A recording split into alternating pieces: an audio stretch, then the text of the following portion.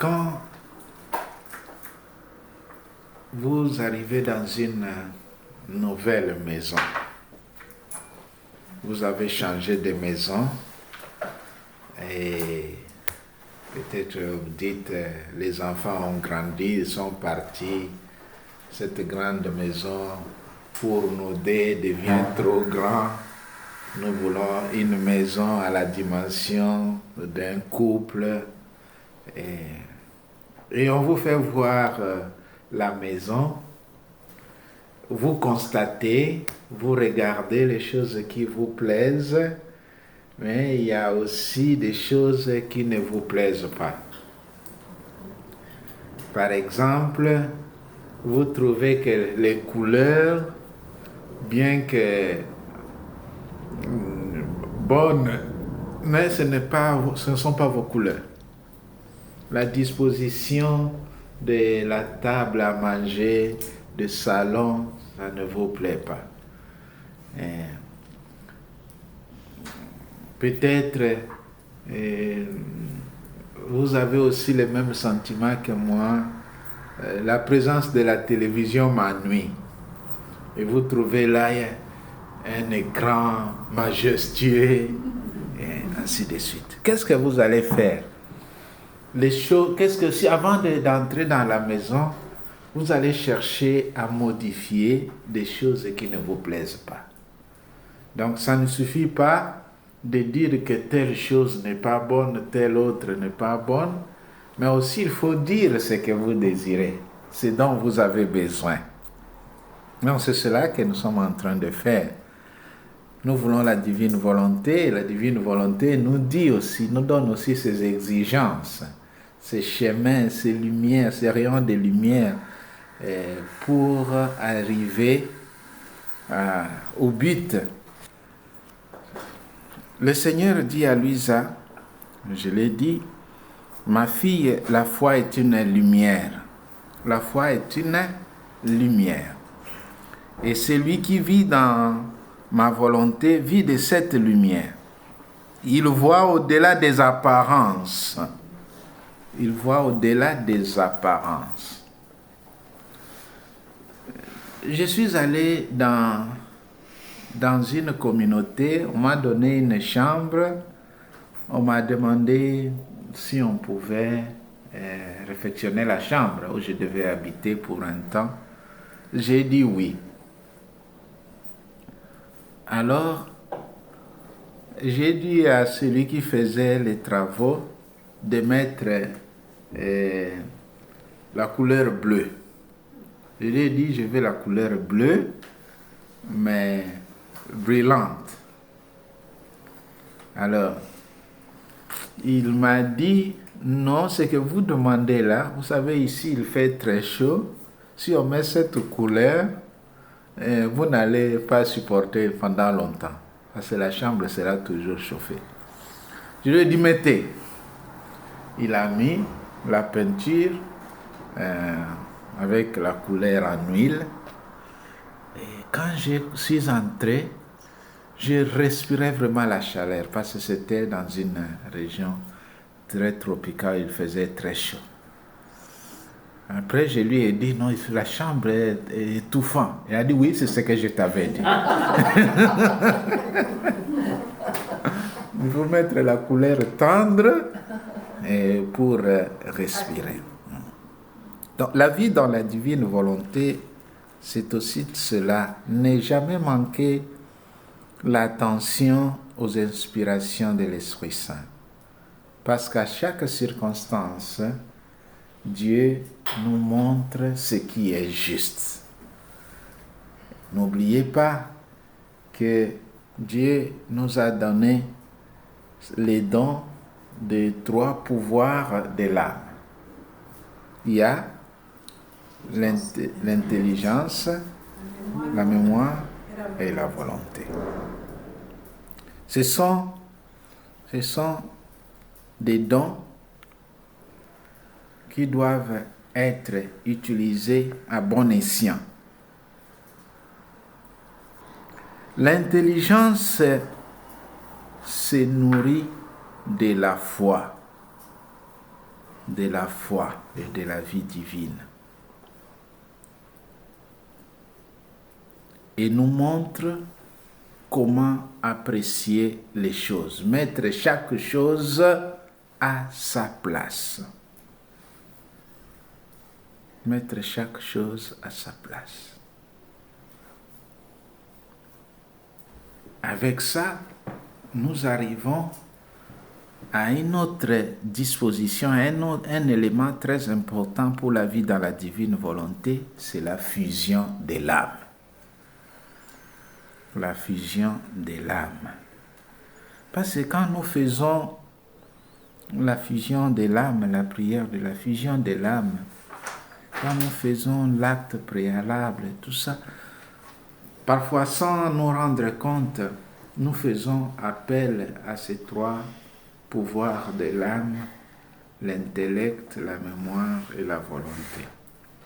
Mais surtout, nous demandons que notre intelligence soit fusionnée à l'intelligence divine, que notre mémoire soit fusionnée à la mémoire divine et notre volonté à la divine volonté. Dans le volume 5, je pense, volume 5, 11 mai 1903, volume 5, 11 mai 1903. Je pense que c'est un des extraits du livre du ciel le plus court qu'on peut aussi mémoriser. Vous voyez, c'est seulement ça.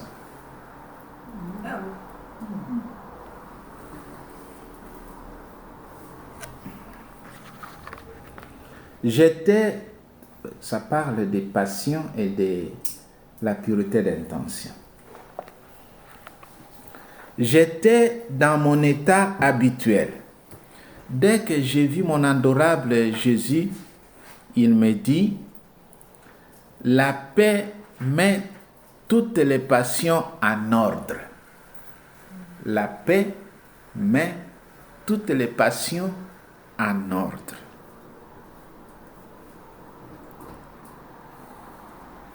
Ça, c'est très important. Nous devons reconnaître que notre nature humaine est pleine de passions. Comme je vous ai dit, quand vous entrez dans un nouveau appartement, il faut d'abord faire le constat. Il faut d'abord faire le constat, voir ce qu'il y a. Et quand vous vous rendez compte, vous constatez ce qu'il y a dans la maison, vous utilisez votre intelligence et votre vouloir pour choisir ce qui va pour vous et ce qui ne va pas. Ce travail, il faut le faire dans l'âme. Il faut le faire dans l'âme.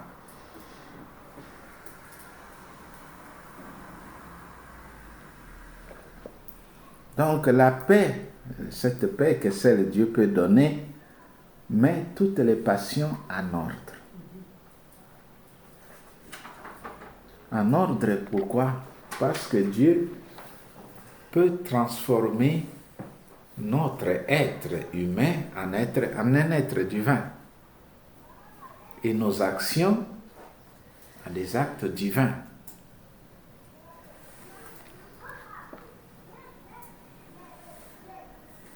Mais qu'est-ce qui triomphe de tout? Établit les biens complets dans l'âme et sanctifie tout? C'est la pureté d'intention. Nous avons dit au début, j'ai parlé de la droiture d'intention et la pureté d'intention. Vous pouvez répéter ce qui précède? Oui. Oui. La paix met toutes les passions en ordre. Ça va? Oui. Mais qu'est-ce qui triomphe de tout, établit les biens complets dans l'âme et sanctifie tout? Qu'est-ce qui fait tout ça? C'est la pureté d'intention. Et j'ai dit, avant de commencer, nous avons essayé de définir, de nous donner un lexique de ce que nous entendons par droiture d'intention et pureté d'intention. J'ai dit droiture d'intention, c'est faire le bien pour le bien, pas pour nous, hein, pas par malice. Parce que quand on fait le bien par malice, on fait le bien pas pour lui-même. Le bien que nous faisons devient comme un appât ou une attrape pour obtenir quelque chose pour notre intérêt propre.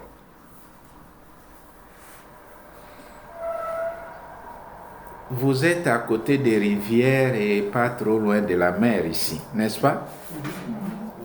Dans votre vie, vous avez déjà fait l'expérience ou même vous-même, vous avez essayé d'aller à la pêche, non? Quand vous allez à la mer ou à la rivière. Bon, même si vous n'avez pas fait cette expérience, avez-vous déjà entendu un pêcheur dire au quartier, ces jours-ci, les poissons sont en train de mourir de faim, je vais au supermarché acheter du pain pour leur donner? Non. Quand il va acheter, que ce soit du pain, du fromage ou quoi, les appâts, ce n'est pas pour nourrir les poissons. C'est pour attraper les poissons et les amener à la cuisine. Et nous savons où ça va finir. Hein? Donc, c'est cela. On fait le bien, ce n'est pas pour attraper un intérêt personnel. On fait le bien pour le bien, droiture d'intention. La pureté d'intention, c'est, je disais, on monte de niveau. On prend de l'altitude, on commence à faire tout orienté vers Dieu. Pour la gloire de Dieu, qui est la pureté par excellence, la pureté en soi. Donc, et Dieu, le Seigneur nous dit ici, dans le volume 5, 11 mai 1903, je disais un des extraits du livre du ciel le plus court, que c'est la pureté d'intention qui transforme tout. Quand on fait tout pour Dieu, on change le monde. On change le monde. Mais quand on fait tout, on fait les choses pour nos intérêts ou pour atteindre un objectif humain, et on se rend compte que c'est quelque chose d'éphémère. La droiture d'intention, c'est-à-dire tout accomplir avec l'unique intention de plaire à Dieu. Tout accomplir avec l'unique intention de plaire à Dieu et à Dieu seul. Pas à Dieu et à moi ou à Dieu et à quelque chose ou quelqu'un. Mais tout pour plaire à Dieu et à Dieu seul. Et comme je le disais, c'est un extrait qu'on peut même mémoriser. On peut, si pas tout, mais en tout cas les phrases les plus importantes, on peut les prendre. La pureté d'intention règle et corrige les vertus en elles-mêmes. La pureté d'intention règle et corrige les vertus elles-mêmes, y compris l'obéissance. Parce qu'on peut obéir pas avec l'intention de plaire à Dieu. On peut obéir pour arriver à quelque chose. On peut obéir pour arriver à quelque chose. C'est comme quelqu'un qui a un plan de monter un coup et il se fait obéissant, humble, il entre dans l'armée, il enregistre tous les secrets de l'armée et puis un jour, il fait exploser une bombe.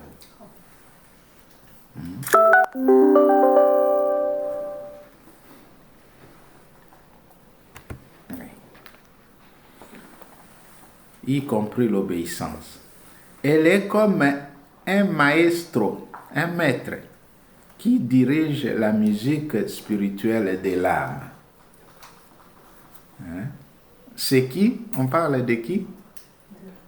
La pureté d'intention. Donc, comme un maître de cœur qui dirige la musique de l'âme, qui contrôle toutes les voix, soprano, alto, ténor, basse. Il regarde l'organiste, il regarde les prêtres, et à quel moment nous devons chanter ceci et cela. Donc, la vie dans la divine volonté, c'est une vie de l'ordre, une vie ordonnée. Ordonnée. Ordonnée pas à ce que moi je veux ou à ce que moi je pense, mais tout simplement pour plaire à Dieu. Et ça, c'est un élément très important de la vie spirituelle. Un élément très important de la vie spirituelle. Faire tout pour plaire à Dieu et uniquement à Dieu.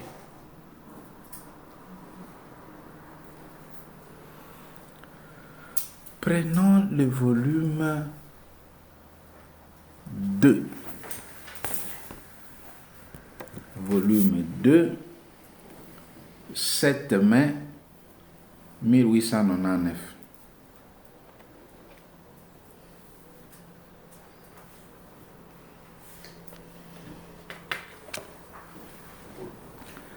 Encore la pureté d'intention. À plusieurs reprises au cours de la journée, pendant que je méditais, Jésus est venu près de moi. Il m'a dit: ma personne est entourée des actions des âmes comme d'un vêtement.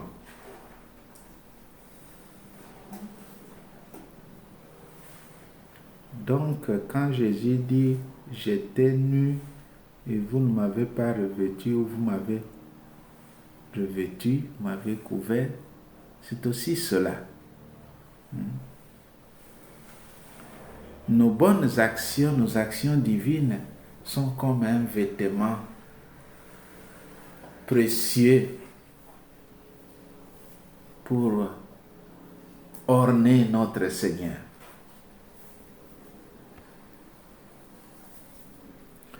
Plus leurs intentions sont pures et leur amour intense, plus elles me donnent de splendeur. Plus elles me donnent de splendeur. Donc, donner gloire parfaite à Dieu, c'est aussi avoir la pureté d'intention. La pureté d'intention, et nous avons dit ce que signifie la pureté d'intention dans notre contexte. Plus elle me donne de splendeur. De mon côté, je leur donne plus de gloire. Ouais, et Dieu, c'est un bon payeur. Hein? Il ne reste pas avec des dettes. Chaque acte divin est récompensé de gloire. Chaque acte divin est récompensé de gloire en gloire. À tel point qu'au jour du jugement, écoutez ceci, à tel point qu'au jour du jugement, je les ferai connaître au monde entier afin qu'on sache combien elles m'ont honoré et combien je les honore.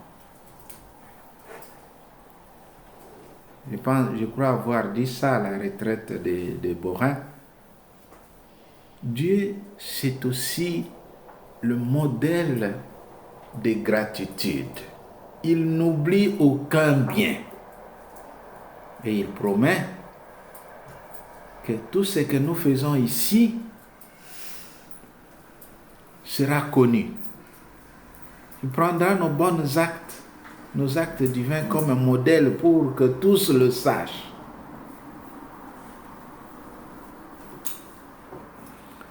D'un air affligé, il ajouta: ma fille, qu'adviendra-t-il des âmes ayant fait tas d'actions, même bonnes, sans pureté d'intention? Et notre monde aujourd'hui fait aussi tant d'actions sans pureté d'intention. Sans pureté d'intention. Par habitude ou par égoïsme ou par désir de se faire voir. On fait certaines choses, même bonnes, tout simplement pour se faire voir. Pour se faire voir. Quelle honte elles éprouveront au jour du jugement, en voyant ces actions bonnes en soi, mais tarées à cause de leur intention imparfaite. Vous aurez donc travaillé pour rien, parce que vous avez manqué le sel de la pureté d'intention. Donc, quand nous faisons des actes, il faut vérifier si l'intention est pure, s'il y a la pureté d'intention. C'est-à-dire, faite et orientée seulement pour plaire à Dieu et à Dieu seul.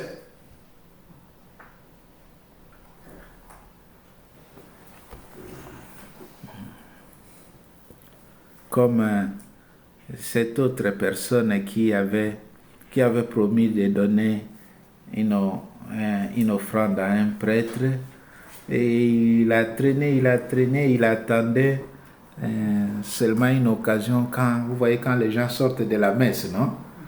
Et il y a beaucoup de personnes viennent, alors c'est en ce moment-là qu'il vient donner une grosse enveloppe au prêtre, et avec des papiers d'intention dedans, mais bien pliés. Il donne l'enveloppe à l'extérieur, se voit volumineuse, hein? Mais en réalité, il avait mis là 5 euros. Donc, vous donnez l'impression d'avoir donné une grande offrande, mais en réalité, c'est comme en Afrique, j'avais visité un père évêque, et comme dans ces coins du monde, on a éduqué les enfants à donner une offrande à l'évêque les jours de la confirmation.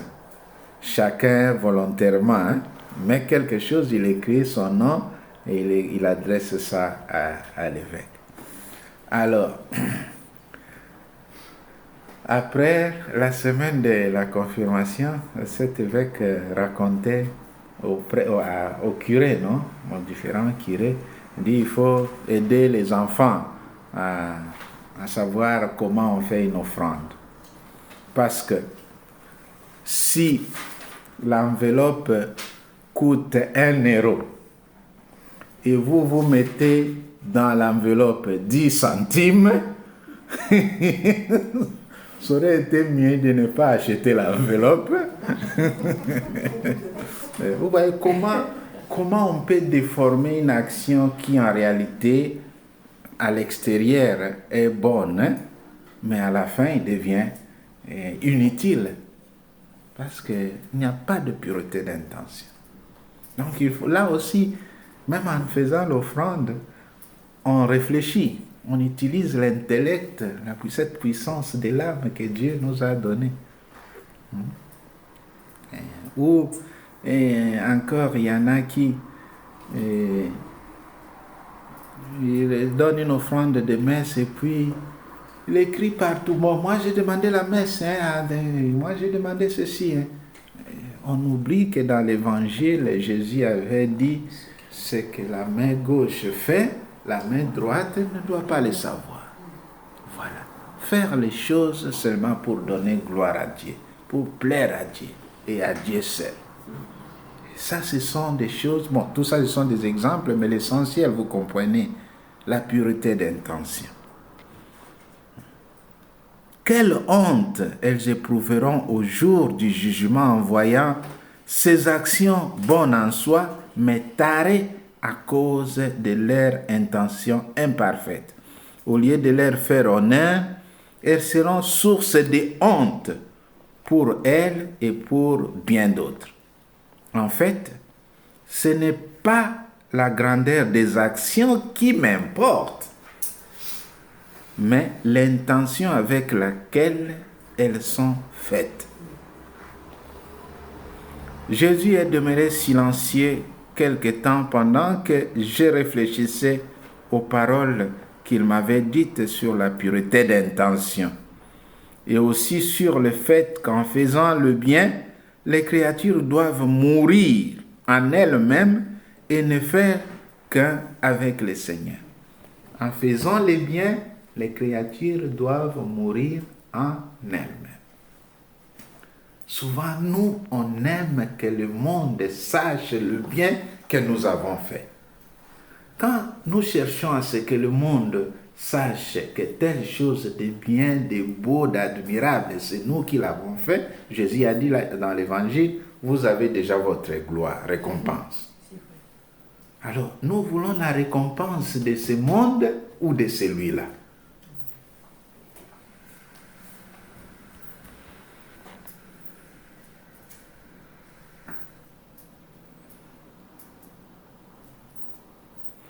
Jésus ajouta, « Il en est bien ainsi mon cœur.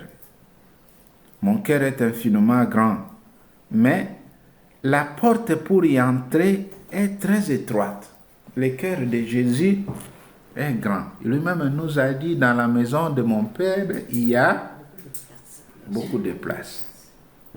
Mais le problème, c'est la porte d'entrée qui est étroite. Donc, si vous êtes trop grand, vous n'y entrez pas. Trop gonflé. Et je ne sais pas si c'est à Borin où j'ai donné l'exemple de la porte de la basilique de la Nativité à Bethléem. C'est à Borin que j'ai donné cet exemple? Non. Alors, on fait tellement de discours qu'on oublie ou on dit quoi. La basilique, là où le Seigneur est né, à Bethléem, il a la porte, mais cette porte, c'est comme ça. Même le pape Jean-Paul, quand il est allé, même le pape Benoît, pour y entrer, il faut s'abaisser. On appelle ça la porte de l'humilité. Ça n'a pas d'autre porte. Pour entrer dans cette basilique, il faut passer par cette porte. Donc il faut savoir s'abaisser pour entrer. Et aussi le signe du Verbe de Dieu qui s'est abaissé et s'est fait chair.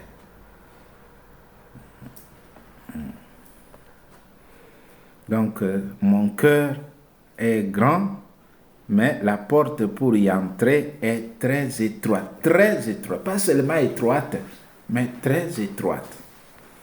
Et alors nous devons utiliser l'intelligence.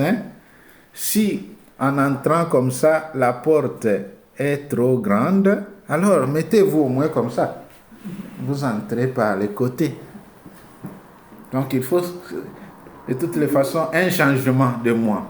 Parce que la porte ne s'élargit pas, ne se lève pas, ça demeure là. Et quand vous regardez ces églises anciennes qui ont été construites avec des pierres, et parfois on se demande comment ces gens ont fait pour soulever toutes ces pierres jusque-là. En ce moment-là, il n'y avait pas de grilles, il n'y avait pas de cela.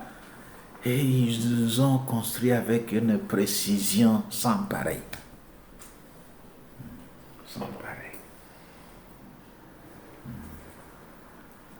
Hier, j'étais content quand on est passé à la place devant l'hôtel de ville. Et en regardant, ce qui m'a attiré le plus, c'est la statue de la Vierge Marie. Et ça m'a beaucoup consolé de voir Notre-Dame qui trône sur l'hôtel de ville.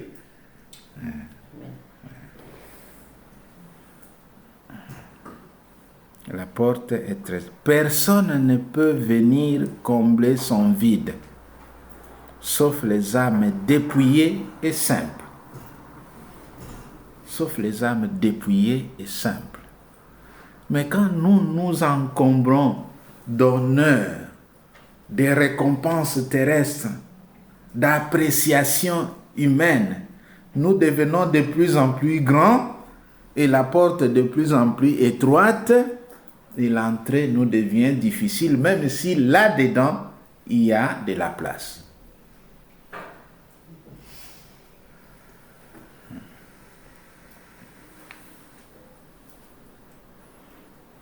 Puisque sa porte est étroite, la moindre petite entrave, l'ombre d'un attachement, une intention qui n'est pas droite, une action qui n'a pas pour but de me plaire, les empêche de venir s'y délecter. Donc, comme je venais de le dire avant, même de lire le paragraphe, toutes ces choses que nous cherchons, des honneurs, des récompenses, des applaudissements, ça nous ajoute du volume et du poids. On raconte dans un livre de blagues, rions un peu, je pense des Comboniens, quelqu'un allait d'un village à un autre et à mi-chemin il est arrivé devant un pont sur une rivière où il est écrit: ici passe seulement une personne, pas deux. Il y a certains endroits où on limite même la hauteur de véhicule, non? Ou le poids. Donc, pour traverser ce pont, on passe seul, pas deux personnes à la fois. Alors, il s'est mis là, debout, en train de lire. Et pendant qu'il s'est mis à marcher sur le pont s'est écrasé. Alors, le garde du pont qui était de l'autre côté, alors quand il avait la garde, il est allé se fâcher. Vous avez écrit là-bas que ici passe seulement une personne. Je suis passé et voilà, j'ai dit oui, parce que vous avez pris beaucoup de temps à lire. Vous ne savez pas qu'un homme averti en vaut deux.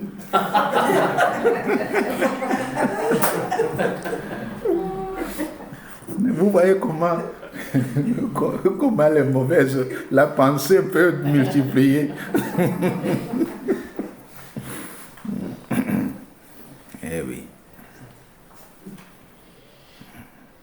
L'amour du prochain pénètre dans mon cœur, mais pour cela, il doit être tellement uni à mon propre amour. Pour cela, il doit tellement être uni à mon propre amour. Parce qu'il y a parfois des gens qui se trouvent dans des situations de désordre et ils utilisent la parole « Dieu nous a dit de nous aimer ». L'amour dont parle Dieu, c'est cet amour enraciné dans son amour. Pas l'amour qui satisfait aux appétits mondains.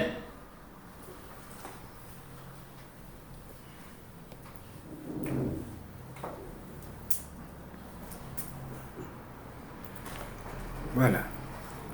Pour cela, il doit être tellement uni à mon propre amour qu'il ne fasse qu'un avec lui, qu'on ne puisse distinguer son amour du mien. Donc, que notre amour et celui du vin deviennent une chose tellement qu'ils sont inséparables et indistinguables. Je ne peux considérer comme mien l'amour du prochain s'il n'est pas transformé en mon propre amour.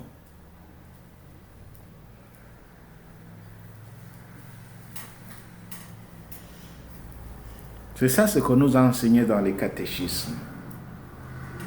L'amour, c'est aimer Dieu. et aimer le prochain pour Dieu. Pas pour ce qu'ils sont ou ce que nous sommes. Nous aimons les autres, même les créatures, pour Dieu.